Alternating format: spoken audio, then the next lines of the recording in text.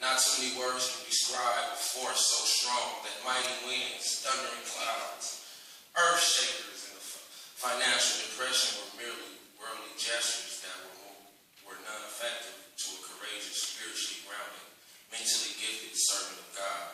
Or maybe I should call her a saint, sitting on the throne as royalty amongst God. Better yet, a true symbol of perfection. Granny Kelly was much more than just the average root planted in the tree of life. She stood firm on one way of living, and that was never giving up on anyone or anything that she pledged her love and loyalty to. No matter what life threw her way, she cried in agony of the spiritual and mental torture of the lying spirit who could no longer roar or get on her feet to help please the masses of family and friends that she blessed with nourishments of humility, like rainfall upon sacred gardens during the severe drought season. Filth of every kind was indeed an open and avowed enemy to her. Modesty, elegance, etiquette, inspiration, and trust were like righteous streams in the hair of the head of purity at its finest. Her hands seemed not to be built for drugs and alcohol. Her mind didn't entertain the demons of jealousy, lust, hatred, and arrogance. I can call it humility, or I can call it grace. Even they are too shallow for the oceanic heart of one who would break her own legs to save yours. She would give her last dollar to see smiles on the faces of those close and afar. Because with her, love, time and space didn't matter.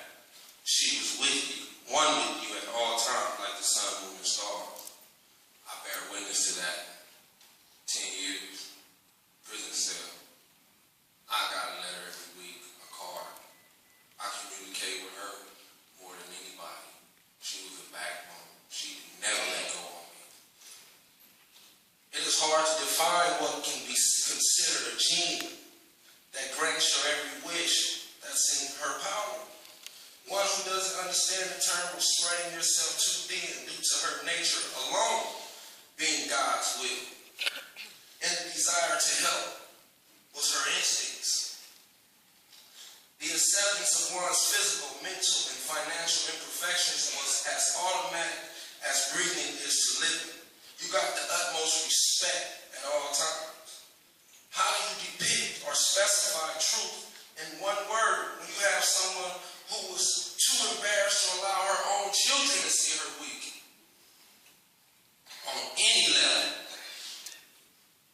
So, the world was a really constantly growing picture. Perfect view for those who stood audience to her delicate steps through life. I'll tell you how. You just don't. One time that I gloriously smile upon the face of the earth and say that I can't. And there is no such way to box in that I consider myself, me, and you, universe.